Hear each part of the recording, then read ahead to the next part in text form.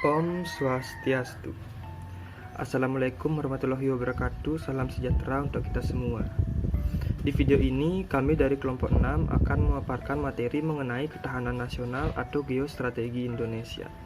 Sebelum kami memaparkan materi, kami akan memperkenalkan anggota kelompok kami terlebih dahulu.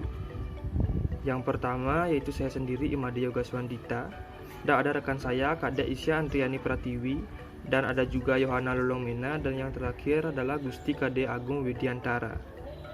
Adapun 3 topik yang akan kami bahas, yang pertama yaitu sifat-sifat ketahanan nasional Indonesia, yang kedua hubungan wawasan Nusantara dengan ketahanan nasional, dan yang ketiga adalah pengaruh ketahanan nasional terhadap kehidupan berbangsa dan bernegara Indonesia.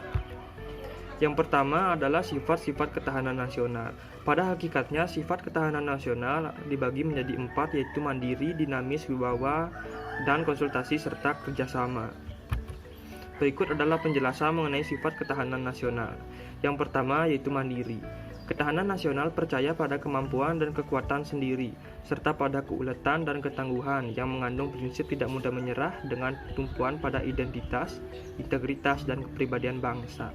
Dan sifat yang kedua adalah dinamis. Ketahanan nasional tidaklah tetap. Ia dapat meningkat atau menurun tergantung pada situasi dan kondisi bangsa, negara, serta lingkungan strategisnya.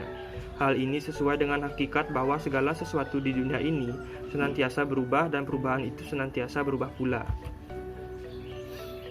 Dan yang ketiga yaitu sifat wibawa. Keberhasilan pembinaan ketahanan nasional Indonesia secara berlanjut dan berkesinambungan akan meningkatkan kemampuan dan kekuatan bangsa. Makin tinggi tingkat ketahanan nasional Indonesia, makin tinggi pula nilai kewibawaan dan tingkat daya tangkal yang dimiliki oleh bangsa dan negara Indonesia. Yang keempat yaitu sifat konsultasi dan kerjasama. Konsepsi ketahanan nasional Indonesia tidak mengutamakan sifat konfrontatif dan antagonistis, tidak mengenalkan kekuasaan dan kekuatan fisik semata, tetapi lebih mengutamakan sifat konsultatif, kerjasama, serta saling menghargai dengan mengandalkan kekuatan moral dan kepribadian bangsa. Dan topik selanjutnya yaitu hubungan wawasan Nusantara dengan ketahanan nasional yang akan dipaparkan oleh rekan saya. Om Swastiastu.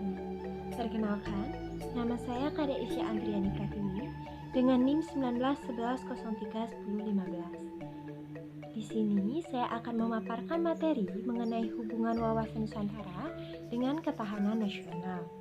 Di antara kedua hal tersebut tentunya memiliki keterkaitan antara satu dengan yang lain. Wawasan Nusantara merupakan suatu kesamaan pandangan suatu bangsa mengenai diri dan juga lingkungannya yang dijadikan dasar pemikiran seluruh warga negara Indonesia, yang tujuannya agar terbentuk suatu ketahanan nasional yang kuat pada bangsa tersebut yang didasari oleh persamaan atau kesamaan jati diri dan lingkungannya. Dengan adanya ketahanan nasional yang kuat, maka otomatis akan memiliki kekuatan politik yang kuat. Dengan adanya politik yang kuat, maka bangsa tersebut akan memiliki pandangan yang jelas mengenai perencanaan, pemeliharaan, pengembangan, dan juga penggunaan potensi nasional untuk mencapai tujuan nasional. Pandangan ini juga akan mempengaruhi suatu cara atau yang disebut dengan strategi nasional untuk mencapai tujuan yang dicita-citakan, yang tidak lain adalah tujuan nasional bangsa Indonesia. Selain itu, bangsa tersebut akan diakui oleh masyarakat atau warga internasional sebagai bangsa yang kuat dan juga kompak. Wawasan nasional bangsa Indonesia adalah wawasan Nusantara yang dijadikan pedoman bagi proses pembangunan nasional untuk menuju tujuan nasional. Sementara ketahanan nasional merupakan suatu kondisi yang harus diwujudkan agar proses pencapaian tujuan nasional tersebut dapat berjalan dengan sukses. Oleh karena itu, diperlukan suatu konsepsi yang sesuai dengan karakteristik bangsa tersebut. Dengan adanya wawasan Nusantara, maka seharusnya kita memiliki suatu sikap yang sesuai dengan perjuangan, cinta tanah air, dan juga sikap rela berkorban bagi negara dan juga bangsa. Adapun kaitannya dengan generasi penerus bangsa adalah hendaknya ditanamkan sikap wawasan Nusantara sejak dini, sehingga mereka memiliki sikap kecintaan atau mencintai negara dan juga bangsa lebih dalam dan juga lebih meyakini. Setelah saya memaparkan materi tersebut, maka adapun keterkaitan antara wawasan Nusantara dengan ketahanan nasional, di mana wawasan Nusantara merupakan suatu dasar pedoman yang digunakan oleh seluruh warga negara Indonesia untuk mencapai atau untuk mewujudkan suatu ketahanan nasional yang kuat dan juga tangguh, guna untuk menjaga, memelihara, mengembangkan, dan juga mencapai tujuan nasional atau tujuan yang dicita-citakan oleh bangsa Indonesia sesuai dengan Undang-Undang Dasar 1945. Baik, itu saja yang dapat saya sampaikan. Mohon maaf apabila ada kesalahan kata atau penyampaian materi. Untuk materi selanjutnya akan dijelaskan oleh teman saya. Terima kasih. Om Santi Santi Santi Om. Dan yang berikut adalah pengaruh ketahanan nasional terhadap kehidupan berbangsa dan bernegara Indonesia. Hubungan antara aspek yang mendukung itu aspek yang berkaitan dengan alamiah bersifat statistis, meliputi aspek geografis, kependudukan, dan sumber daya alam. Aspek yang berkaitan dengan sosial bersifat dinamis, meliputi aspek ideologi, politik, ekonomi, sosial, budaya, dan hankam. Pengaruh tahanan nasional terhadap kehidupan berbangsa dan negara Indonesia itu ada 5. Yang pertama, pengaruh pada aspek ideologi. Yang kedua, pengaruh pada aspek politik. Yang ketiga, pengaruh pada aspek ekonomi. Keempat, pengaruh pada aspek sosial budaya. Dan yang terakhir, atau yang kelima, pengaruh pada aspek pertahanan dan keamanan. Yang pertama itu pengaruh pada aspek ideologi. Ideologi adalah suatu sistem nilai yang merupakan kebulatan ajaran yang memberikan motivasi. Dalam ideologi juga terkandung konsep dasar tentang kehidupan yang dicita-citakan oleh suatu bangsa. Kemampuan suatu ideologi tergantung kepada rangkaian nilai yang dikandungnya yang dapat memenuhi serta menjamin segala aspirasi hidup dan kehidupan manusia, baik sebagai perorangan maupun sebagai anggota masyarakat. Dan yang kedua itu pengaruh pada aspek politik. Politik berasal dari kata politis atau polit, artinya berbicara politik, akan mengandung makna kekuasaan atau pemerintahan atau juga kebijaksanaan. Pemahaman itu berlaku di Indonesia dengan tidak memisahkan antara politis dan polit, sehingga kita menganut atau paham yaitu politik ketahanan nasional yang meliputi dua bagian utama, yang politik dalam negeri dan politik di luar negeri. Baik, itu saja yang dapat saya bawakan materinya. Yang selanjutnya akan dibahaskan oleh teman saya. Terima kasih atas waktu yang diberikan kepada saya.